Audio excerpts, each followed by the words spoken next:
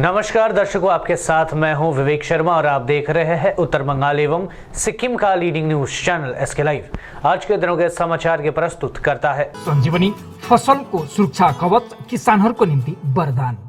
वेबल computer training centre opposite Siliguri college, gate number 2, college पाड़ा, सिलीगुड़ी। टीना का घर बनाने का टोटल समाधान, बाजार भाव से हमारे यहाँ किफायती दाम। International furniture, unbeatable price. Visit a Royal Oak store today. घर के फर्श की चमक को रखे बरकरार जीप्स निमोल नीम हर्बल के साथ। At Veda School of Languages, VSL in association with HNA, Arms Incorporation, Japan. बस डाउनलोड करें और होलसेल में कपड़ों की शॉपिंग करें A से Z तक। भाजपा उम्मीदवार ने तृणमूल नेता को कहा टोलबाज, टीएमसी नेता ने दी मानहानि के मुकदमे की चेतावनी। जलपाईगुड़ी सदर विधानसभा केंद्र के भाजपा उम्मीदवार सौजीत सिंह ने सत्ताधारी तृणमूल कांग्रेस की युवा नेता सैकत चैटर्जी के ऊपर विलासितापूर्ण जीवन शैली पर सवाल खड़ा करते हुए उनकी आय के स्रोत सार्वजनिक करने की मांग की। गौरतलब है कि चुनाव खत्म होते ही जलपाईगुड़ी में राजनीतिक उठापटक शुरू हो चुकी है। एक पत्रकार सम्मेलन में भाजपा उम्मीदवार सौजीत सिंह ने युवा तृणमूल कांग्रेस जिला अध्यक्ष सैकत चैटर्जी का नाम लिए बगैर उन पर निशाना भी साधा। सिंह ने तृणमूल कांग्रेस के जलपाईगुड़ी जिला अध्यक्ष सैकत चैटर्जी के बारे में कहा कि वे विलासितापूर्ण जीवन कैसे जी सकते हैं। वे एक व्रिफेल्स लॉयर है, लेकिन वह एक शानदार जीवन जी रहे हैं। इसके साथ ही उन्होंने तृणमूल नेता सैकत चैटर्जी पर युवाओं को गुमराह करने का आरोप लगाया। भाजपा नेता ने कहा कि अब यह सब चलने वाला नहीं है। वे लोग खुद दादागिरी नहीं करेंगे और किसी को करने नहीं देंगे। उन्होंने कहा विधानसभा चुनाव में इस बार भारी मतदान हुआ है, लोगों ने उत्साहपूर्वक मतदान किया। साथ ही उन्होंने कहा अधिक वोट गिरने का मतलब लोगों ने राज्य सरकार के प्रति असंतोष व्यक्त किया है। उन्होंने कहा कि भाजपा इस सीट पर जीत हासिल करेगी। दूसरी ओर युवा तृणमूल कांग्रेस के जिला अध्यक्ष सैकत चैटर्जी ने उनके ऊपर लगे सभी आरोपों को खारिज करते हुए कहा कि भाजपा का उम्मीदवार विधानसभा चुनाव परिणाम में जलपाईगुड़ी सदर विधानसभा क्षेत्र में तीसरा नंबर पर होगा। उन्होंने कहा हार निश्चित देख वे हताशा में इस तरह की बयानबाजी कर रहे हैं। सैकत चैटर्जी ने कहा कि वे एमकॉम LLB है। इसके साथ ही उन्होंने भाजपा उम्मीदवार के शैक्षिक योग्यता पर सवाल उठाते हुए उन्होंने चेतावनी दी। उन्होंने कहा कि वे जलपाईगुड़ी जिला अदालत में काफी सारे बड़े मामले के वे डिफेंस वकील है। साथ ही उन्होंने कहा वे उच्च न्यायालय के स्पेशल पब्लिक प्रोसिक्यूटर है। उन्होंने कहा उन पर टोलबाजी का आरोप साबित करना होगा, नहीं तो वे मानहानि का मुकदमा दर्ज करेंगे। प्रथम कथा হচ্ছে যে পিকু বাবু মানে সৌজিৎ বাবু যে কথা বলেছেন এটা তো হতাশার কথা। তৃতীয় হবে তো, তাই জন্য হতাশ হয়ে ফ্রাস্ট্রেটেড হয়ে এগুলো হয়। ফ্রাস্ট্রেশন বা মানসিক মানে মস্তিষ্কে হলে বিভ্রাট হলে এইসব কথাবার্তা বলবেন। আমার ওনার প্রতি করুণা আছে first of all. Secondly Soujit বাবু যদি আমার বাবার একটা কুকুর ছিল এটা যদি ইংরেজিতে বলতে পারেন আমি রাজনীতি ছেড়ে দেবো। সেকেন্ড থার্ড হচ্ছে গোল্ডেন ভ্যালি ধরম পাসওয়ান মামলা থেকে যত বড় মামলা জলপাইগুড়িতে ডিস্ট্রিক্ট কোর্টে ডিফেন্স হয় সব আমি করি। ঠিক আছে, এই কিছুদিন আগে মিলন তামাং একটা চামুরচির একটা বিরাট মামলা যেখানে 370 ছিল আইনে, সেটারও ডিফেন্স আমি করেছি। 3 নম্বর। 4 নম্বর কথা হচ্ছে যে হাইকোর্টের স্পেশাল পাবলিক প্রসিকিউটর আমি। তা ওনাকে ব্যাখ্যা দিতে হবে যে এরকম একটা মানে অত্যন্ত বিলো ক্যাটাগরির একটা একাডেমিক ক্যারিয়ার, যার তাকে আমাকে ব্যাখ্যা দিতে হবে যে আমার স্কুলিং হোলি চাইল্ড, আমার পড়াশোনা Goenka college of commerce, master degree, তারপরে ল, এর কাছে আমাকে ব্যাখ্যা দিতে হবে। আর বিজেপি প্রার্থী বলে, আর বিজেপি প্রার্থী কারা, সেটা স্ট্যান্ডার্ড কী, তোলাবাজি প্রমাণ করতে হবে। তো আমি আপনারা আমাকে ওটা পাঠান, কী বলে লিঙ্ক পাঠান, আমি করছি, ওর বিরুদ্ধে মানহানির মামলা করবো। তোলাবাজ তো বলেছিল শুভেন্দু অধিকারী কি বলে অভিষেক বন্দ্যোপাধ্যায়কে, আর নারদার টাকা নিতে শুভেন্দু বাবুকে দেখা গেছে। দেখুন, গ্রিন অ্যান্ড চিল বলে জলপাইগুড়ির মানুষ বলে নাকি একটা মদের পানশালা আছে, সেই পানশালায় নাকি এই সৌজিৎ বাবু নামে বেনামে যোগাযোগ আছে। এটা আপনারা এনকোয়ারি করে দেখুন। মানে আগামী দিনেও সবাই বলবে একে নিয়ে যে ঘুরবে সে হারবে। কতদিনও হারছে, এবারও যাচ্ছে। এই ভিলেনকে নিয়ে যে ঘুরবে শহরে সে হারবে। জলপাইগুড়ির লোক সচেতন।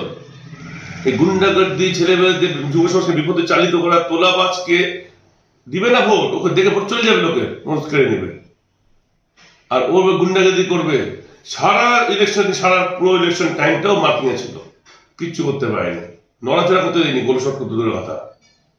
যখন হেরে যাচ্ছে বুঝে গেছে আর উপায় নেই, লাস্ট আওয়ার্সে গিয়ে ব্যালট ছিনতাই করতে গেছে, ইভেন্ট ছিনতাই ছেলেবেলে নিয়ে। ওখানে দেখে প্রশাসন খুব ভালো কাজ করছে, আমি বলছি জলপাইগুড়ি প্রশাসন খুব ভালো কাজ করছে। ডান্ডা পিটিয়ে ভাগ করে একটা পিছনে পিটিয়ে ফাঁকা করেছে, এবং যে দাঙ্গাবাজ ওখানে গেছিল নেতৃত্ব দিতে, তাকে ধাক্কা মারতে মারতে 100 ফিট বের করেছে, ধাক্কা মারতে মারতে। প্রশাসন এটাই হওয়া উচিত ছিল, আরো আগে যদি প্রশাসনটা হতো আজকে এই জায়গাটা আসতো না। জলপাইগুড়ি শান্তি শৃঙ্খল, শান্তির জায়গা আমরা বলি জলপাইগুড়ি।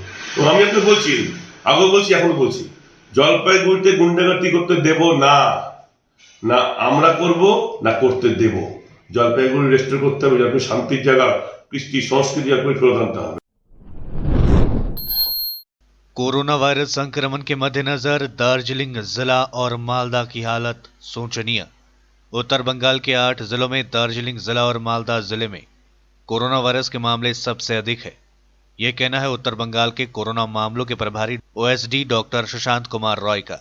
उन्होंने उत्तर बंगाल में कोरोना वायरस के बढ़ते मामलों को लेकर उत्तर बंगाल मेडिकल कॉलेज व अस्पताल में कोरोना वायरस के इलाज के लिए मौजूद बुनियादी ढांचे की समीक्षा को लेकर एक आपातकालीन बैठक की। बाद में उन्होंने कहा कि उत्तर बंगाल मेडिकल कॉलेज व अस्पताल में बेड की संख्या में वृद्धि हुई है, लेकिन डॉक्टरों और नर्सों सहित मेडिकल स्टाफ की संख्या कम है। उन्होंने कहा स्वास्थ्य विभाग के अनुमोदन के बाद इस पर काम शुरू हो जाएगा। साथ ही उन्होंने कहा कि मार्च महीने से कोविड-19 की संख्या 0 तक पहुंच गई थी, लेकिन चुनाव ऐलान के बाद उन लोगों ने कोरोना मरीजों की संख्या में बढ़ोतरी की आशंका जताई थी और आज वास्तव में कोरोना के मामले लगातार तेजी से बढ़ते जा रहे हैं। डॉक्टर रॉय ने कहा कि राजनीतिक दलों को सार्वजनिक रैलियों के दौरान मास्क का उपयोग करने के लिए कहा गया था। उन्होंने कहा कि यदि अब भी लोग जागरूक नहीं हुए तो इस जानलेवा बीमारी से निपटना बेहद मुश्किल हो जाएगा। আগে বলতে হবে এই তো কোভিডের সিচুয়েশনটা কি আছে এবং আমরা কেন মিটিংয়ে বসলাম, দিস আর মোস্ট, এটাই তো দুটো পয়েন্ট। শুনুন, ব্যাপারটা হচ্ছে আপনারা জানেন যে একটা আমাদের প্রথম ফেজে আপনাদের প্রত্যেকের সহযোগিতা নিয়ে মানুষকে অ্যাওয়ার করে একটা জায়গাতে পৌঁছতে পেরেছিলাম। আমাদের যখন নভেম্বর মাস, ডিসেম্বর মাস একদম পিকে উঠেছিল, আপনারা প্রচুর চেষ্টা করেছেন, আপনারা নিজেরাও নিজেদের জীবন রিস্ক নিয়ে কাজ করেছেন, আমরাও করেছি, চিকিৎসক মহল বা আমাদের যে কোনো স্বাস্থ্যকর্মী। সেই জন্য আলটিমেটলি গিয়ে কী হলো, আমরা নভেম্বর ডিসেম্বরে যে পিক উঠেছিল সেটা আস্তে আস্তে জানুয়ারি মাসে এসে, ডিসেম্বর জানুয়ারি মাসে এসে কিন্তু সেটা থিতিয়ে গেল। আপনারা জানেন যে পুরো নর্থ বেঙ্গল জুড়ে একটা সময় হয়েছিল যেখানে কখনো কোনো পেশেন্ট ছিল না, কোভিড হসপিটালগুলো ফাঁকাই চলছিল। আমরা তখনও কিন্তু অ্যালার্ট করেছি, আপনারাও অ্যালার্ট করেছেন যে মাস্কটা পরুন, বারবার বলেছিলাম মাস্ক পরুন। এমন সময় ইলেকশন কমিশনার ইলেকশন ডিক্লেয়ার করলেন, আমরা বুঝতে পারলাম গল্পটা এবার শুরু হবে। এবং আমি আপনাদের মারফতই অনেকবার এটা বলেছি, রাজনীতির নেতাদের কাছে বলেছি, বারবার করে বলেছি, আপনারা যখন ডায়াসে থাকবেন মাস্ক পরুন। আপনার সামনে যারা থাকছে তাদেরকেও বলছিলাম যে মাস্ক পরুন, নাহলে কিন্তু ভয়ঙ্কর জায়গায় যাচ্ছে। কিন্তু সেটা শোনা হয়নি। আপনারা দেখেছেন অনেকে বলেছেন মাস্ক পরলে পরে চেনা যাবে না, এই সমস্ত অনেক কিছু ব্যাপার স্যাপার হয়েছে। যাই হোক, আলটিমেটলি গিয়ে দেখা যাচ্ছে যে আমরা যদি 1 থেকে 17 তারিখ, আমি একটা জাস্ট ডেট নিয়ে বলি, 5 তারিখ পর্যন্ত একটা মোটামুটি স্ট্যান্ডার্ড ছিল। আমি দার্জিলিং জেলার কথা যদি ভাবি, উত্তরবঙ্গে 2টো জেলা সবচেয়ে খুব মারাত্মকভাবে অ্যাফেক্টেড হয়েছে। 1 তারিখ থেকে 17 তারিখের মধ্যে দার্জিলিং জেলাতে 1174 জন RT-PCR পজিটিভ হয়েছে, 1174 1 তারিখ থেকে 17 তারিখ পর্যন্ত, এবং মালদা 2300, মানে জায়গাটা ভয়ঙ্কর জায়গা। এছাড়া যদি আমি দেখি, দক্ষিণ দিনাজপুর 322, উত্তর দিনাজপুর 698, কালিম্পং পপুলেশন একটু কম 88, জলপাইগুড়ি 733 733, কুচবিহার 245 এবং আলিপুরদুয়ার 130। খুব অ্যালার্মিং কিন্তু জায়গাটা, যেটা আমরা দেখতে পাচ্ছি যে 3 দিন বা 4 দিন পরে এই কেসগুলো ডাবল হয়ে যাচ্ছে। আজকেও আপনি দেখবেন আছে জলপাইগুড়িতে 60, এখানে 24, দার্জিলিং। কালকে দেখবেন এখানে আবার ঘুরে গেছে, হয়তো 24 থেকে 124 হয়ে গেছে। আমরা প্রত্যেকদিন ফলো করছি জায়গাটাকে। তো এই জায়গাটার জন্য আমরা, হ্যাঁ, এটা ভীষণ ইনফেকশাস। আপনি দেখুন আছে ভারতবর্ষে 2,74,000 মতন হয়ে গেছে। সুতরাং এটা খুব স্প্রেডটা খুব ভিরুলেন্টলি হচ্ছে। देश में कोरोना वायरस संक्रमण की सुनामी लहर। पिछले 24 घंटों में सामने आए 2,59,000 नए केसेस, रिकॉर्ड 1,761 लोगों की मौत। देश में जानलेवा कोरोना वायरस का प्रकोप बरकरार है। पिछले 24 घंटे में देश में कोरोना वायरस के 2,59,170 नए मामले सामने आए। वहीं रिकॉर्ड 1,761 लोगों की मौत हुई, जो एक दिन में सबसे ज्यादा है। देश में अब एक्टिव केसेस की कुल संख्या बढ़कर 20,31,977 हो गई है। अब जानते हैं आज देश की ताजा आंकड़े क्या कहती है। कुल मामले 1,53,21,089। कुल रिकवरी 1,31,08,582। कुल एक्टिव केस 20,31,977। कुल टीकाकरण 12,71,29,113। कुल मौत 1,80,530।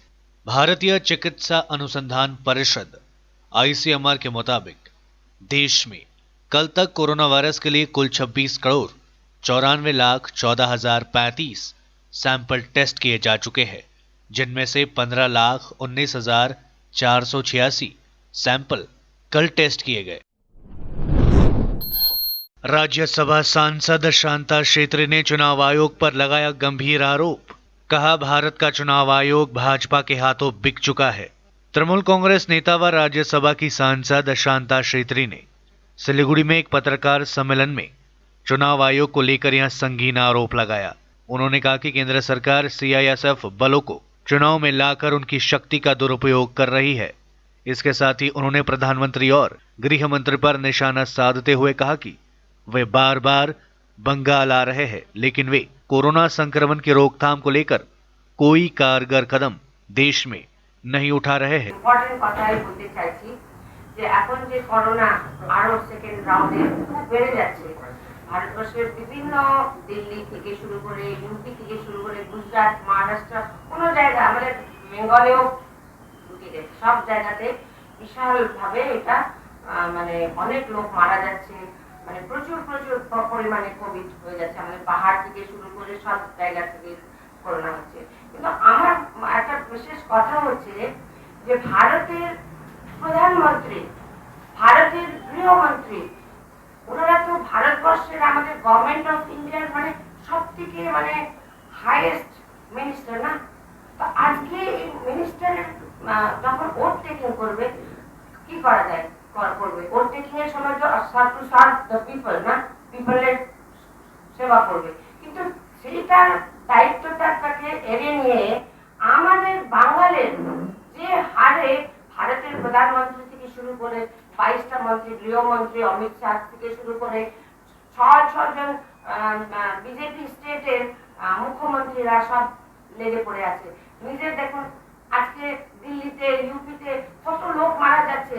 পেশেন্টরা, কোভিড পেশেন্টরা বেড পাচ্ছে না, জায়গা পাচ্ছে না, এই সমস্ত কোনো খেয়াল রাখছে না ভারতের প্রধানমন্ত্রী, যে সবসময় এখানে আমাদের মানুষের টাকা, কোটি কোটি টাকা খরচা করে দিল্লি থেকে কলকাতা বিভিন্ন জায়গাতে এরকম ভাবে মিসইউজ অফ পাবলিক মানি করছে। এটাই আমার খুব দুঃখের বিষয়। এটা মানে বোঝা উচিত, ভারতের প্রধানমন্ত্রীকে বোঝা উচিত কি আগে মানুষের সেবা আগে, তারপরে ভোট। আজকে মানে ভারতবর্ষের ইতিহাসে এই প্রথম যে এত বেশি, এত মানে কত মানে সংখ্যা এবং সংখ্যার হিসাবে আমি বলতে পারবো না, এত পরিমাণে ঘন ঘন এসে ভোট প্রচারের জন্য আসছে, অথচ মানুষ মারা যাচ্ছে, কোভিড হয়ে ট্রিটমেন্ট ওষুধ পাচ্ছে না, ওষুধ ব্ল্যাকমেলিং হচ্ছে, ওষুধগুলো এই সমস্ত কোনো খেয়াল রাখছে না ভারতের प्रधानमंत्री। सिलीगुड़ी जिला अस्पताल में कोरोना वैक्सीन नहीं मिलने से खफा लोगों ने किया प्रदर्शन। सिलीगुड़ी जिला अस्पताल में कोरोना वैक्सीन देने में गड़बड़ी के आरोप लगाए जा रहे हैं।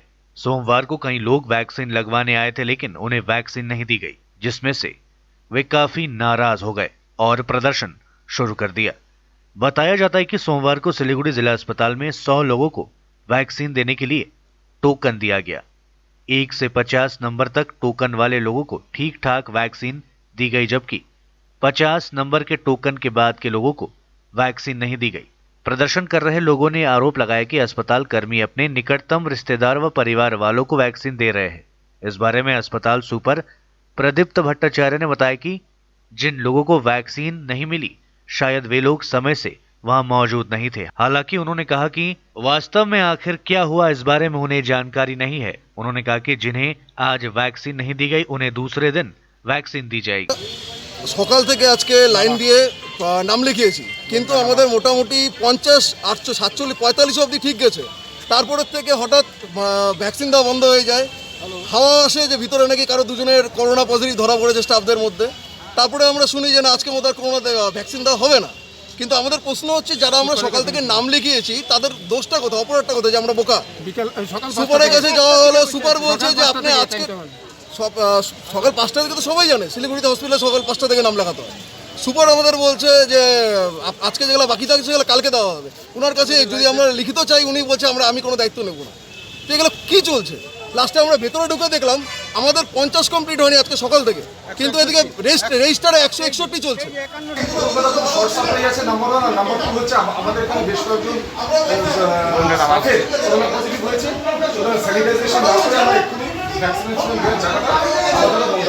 টোকেন তো আগে দেওয়া হয়ে গেছে, তারপরে তো পজিটিভটা বেরিয়েছে না, সেটা আমি খোঁজদা নিয়ে বলতে পারবো। এই মুহূর্তে এখান থেকে বসে বলা সম্ভব না। প্রচুর লোক হলে হয়, যেমন এসএস ছিল, শুনেছি কি কিছু কিছু জায়গায় শেষ হয়ে গেছে না, সেরকম কোনো একটু খবর নেই যে কথা অভিযোগ তো যেটুকু করতে পারে তাদের দেখতে হবে। তো অভিযোগ আমিও করতে পারি অনেকে, তার স্লিপ দিয়ে সেটা হয়তো কোথাও চলে গেছিল, মেবি ওই স্লিপে কেন হবে, তাকে টোকেন দিয়ে সে কি গেছে সেটা বললাম যে খোঁজদা নিয়ে আমি কিছু বলতে পারবো না। অ্যাবসার্ট করা 5টা থেকে ওখানে লাইন দিয়ে থাকে না, আপনি এসে দেখবেন তো আপনাদের তো ক্লাব সামনে এসে দেখবেন।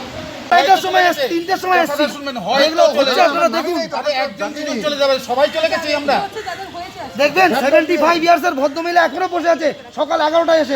তার জানুয়ারি মাসে করোনা পজিটিভ হয়ে গেছিল, সেই ভদ্রমহিলা 5 দিন মহারাজাতে ভর্তি ছিল, সেই মহিলা এখনো পর্যন্ত আছে। 5টা থেকে বসেছিল। এর সব corrupted, top to bottom corrupted. পকেটে টোকেন আছে 6:30 নাম লিখিয়েছি 98, 6:30 আর এখন 161। এই তো লিখিয়েছি, এই তো লিখিয়েছি 6:30 সময় লিখিয়েছি 88।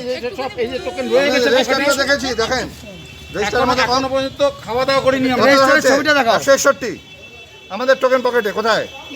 এসালা সুপারও জড়িত এগুলো নোংরামের মধ্যে। সমস্যাতে ভুগছি বলতে আমরা ভোর 5টা থেকে দাঁড়িয়ে রয়েছি এখানে, তো সবাই বলছে যে এখন 45 চলছে। ঠিক আছে, আমার 160, আমার হাজবেন্ডের 108, তো সেই হিসেবে আমরা বসে রয়েছি। হঠাৎ টোকেন হাতে নিয়ে হঠাৎ করে বললো যে না, ভেতরে কোভিড পজিটিভ ধরা পড়েছে স্টাফদের, তো কিছুক্ষণ নেওয়া হবে না, এখানে সব স্যানিটাইজার করা হবে, তারপরে আমাদের নেওয়া হবে। সুপারের কথা। তারপরে দেখি না হচ্ছে না, হঠাৎ করে ভেতরে গিয়ে দেখি যে না, ওখানে অলরেডি 161 জনের ভ্যাকসিন হয়ে গেছে, অথচ আমার 160, আমার হাজবেন্ডের 108। সেখানে আমার হাজবেন্ডের নাম গৌতম রায়চৌধুরী, ওখানে লেখা রয়েছে কেকা মুখার্জি, অলরেডি হয়ে গেছে। তো এটা কেন হচ্ছে, কিভাবে হচ্ছে, সেটাই আমরা চাচ্ছি। আপনারা এটা সঠিক তথ্যটা আপনারা বার করুন। এখানে কি পয়সার খেলা হচ্ছে না কি হচ্ছে, আমরা কিছুই বুঝতে পারছি না। অবশ্যই হসপিটালে গাফিলতি মনে হচ্ছে। लेते हैं छोटा सा ब्रेक, फिर मिलेंगे ब्रेक के बाद। अब वक्त आ गया है अपने सपनों को एक नई पहचान देने का। वेबल कंप्यूटर ट्रेनिंग सेंटर आपके लिए लेके आए हैं डिप्लोमा एंड कोर्सेज जैसे English speaking course, software application, financial accounting, Tally, Java, HTML, DTP, C++, Python जैसे बहुत से कोर्सेज एंड डिप्लोमा। और आपको मिलेगा hologram sealed certificate government of West Bengal undertaking, जो आपके हर सपने को देगा एक नई उड़ान। Webel computer training centre, opposite Siliguri college, gate number 2, college पाड़ा, सिलीगुड़ी। घर के फर्श की चमक को रखिए बरकरार जीप्स निमोल नीम हर्बल के साथ, क्योंकि निमोल हर्बल नीम घर को साफ ही नहीं रखता बल्कि 99.9% जर्म्स और बैक्टीरिया का जड़ से सफाया भी करता है। घर को स्वच्छ बनाइए, आप भी अपनाइए jeeps Nimol.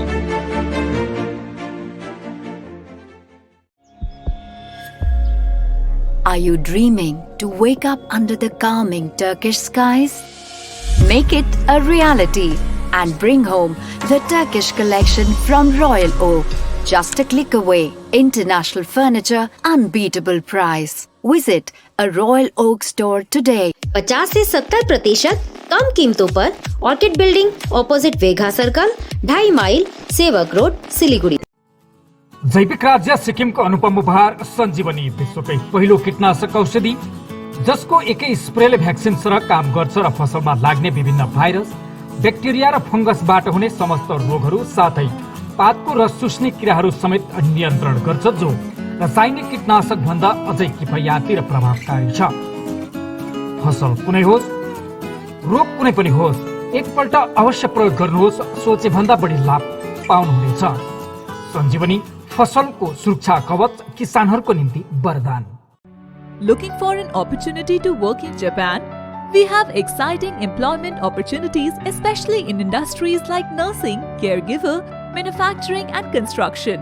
Advantages of working in Japan: better pay packages, better quality of life, better employee welfare and protection, high professionalism and work ethics, respect and dignity of labor, learning the best technology in the world. That is where we come in at Veda School of Languages, VSL, in association with HNA, Arms Incorporation, Japan. Call us at 9911 546021. क्या आपके कपड़ों का business है और आप दुकान में भीड़ भाड़ से बहुत परेशान हैं और सामान लाने का समय नहीं है? तो समझो आपकी टेंशन खत्म।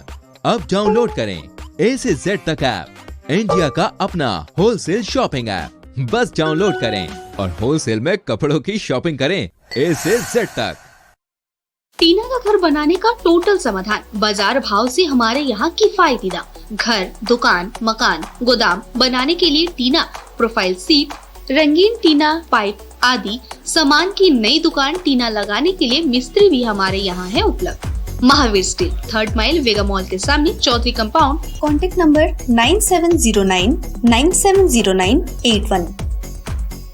एसके लाइव ही बेस्ट ऑप्शन है। एसके लाइव का इस क्षेत्र में 24 घंटा टेलीविजन, एंड्रॉइड ऐप और वेबसाइट पर प्रसारण होता है। सोशल मीडिया पर भी हम उपलब्ध हैं। हमारी व्यूवरशिप 9 लाख से अधिक है। सिक्किम, हैथवे और NXT डिजिटल पर, दार्जिलिंग और कालिम्पोंग में दोनों हैथवे और CCN सेटअप बॉक्स पर, क्लामपुर से लेके मैनागुड़ी हैथवे पर, सिटी केबल पर, सिलीगुड़ी और आसपास, नक्सलबाड़ी से पानी टंकी तक NXT डिजिटल में। तो सोचिए नहीं, कॉल करें 7908554308। ब्रेक के बाद आप सभी का स्वागत है। बढ़ते हैं खबरों की तरफ।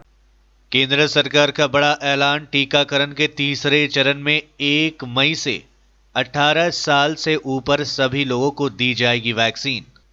देश में फैली कोरोना महामारी के बीच केंद्र सरकार ने कोरोना टीकाकरण का तीसरा चरण शुरू करने जा रही है। सरकार के अनुसार 1 मई से टीकाकरण का तीसरा फेज शुरू हो जाएगा।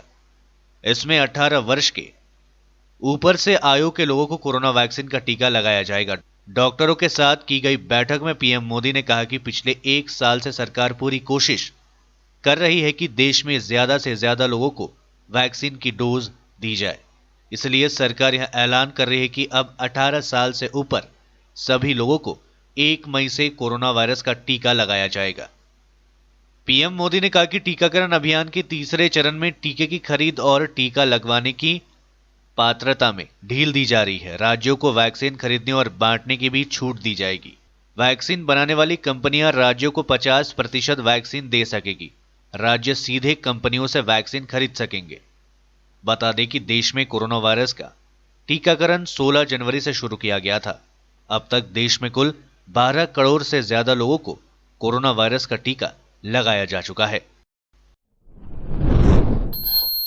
वन विभाग ने तस्करी से पहले साल की लकड़ियां जब्त की। वन विभाग के पाना मोबाइल रेंज के वन कर्मियों ने खुफिया जानकारी के आधार पर अभियान चलाकर 2 लाख रुपयों से अधिक की साल की लकड़ी जब्त की। जानकारी के अनुसार वन विभाग के पाना मोबाइल रेंज के वन कर्मियों ने मंगलवार सुबह अलीपुरद्वार जिले के चिचुला चाय बागान में छापेमारी कर साल की लकड़ियों की 10 सिल्ली जब्त की। लकड़ी तस्कर बक्सा बाग परियोजना के जंगल से साल के पेड़ों को काटकर तस्करी करने की योजना बना रखे थे। इससे पहले वन कर्मियों ने अभियान चलाकर ये लकड़ियां जब्त कर ली। कोविड महामारी के कारण आईसीएसई ने कैंसिल की 10वीं बोर्ड की परीक्षा। देश में कोरोना वायरस की दूसरी लहर काफी घातक साबित हो रही है। रोजाना हजारों लोगों की मौतें हो रही है और लाखों लोग संक्रमण की चपेट में आ रहे हैं। वहीं कोरोना वायरस के बढ़ते मामलों को देखते हुए सीबीएसई सहित देश के कई राज्यों के बोर्ड ने 10वीं और 12वीं की परीक्षा या तो स्थगित या कैंसिल कर दी है। इसी कड़ी में अब आईसीएसई बोर्ड ने भी 10वीं की बोर्ड की परीक्षाएं कैंसिल कर दी है। बता दें कि पहले 10वीं के छात्रों की परीक्षा वैकल्पिक रखी गई थी। गौरतलब है कि आईसीएसई की 10वीं की बोर्ड की परीक्षा 4 मई से शुरू होनी थी। बता दें कि इससे पहले आईसीएसई बोर्ड द्वारा 12वीं की परीक्षा स्थगित की जा चुकी है। बोर्ड ने कहा था कि स्थिति की समीक्षा के बाद 12वीं की परीक्षा की नई तारीखों का ऐलान किया जाएगा। जानकारी के मुताबिक जून में परीक्षा की नई तारीखों का ऐलान किया जा सकता है। पश्चिम बंगाल में कोरोना वायरस को लेकर सतर्क हुई भारतीय जनता पार्टी अब करेगी सिर्फ छोटी छोटी सभाएं।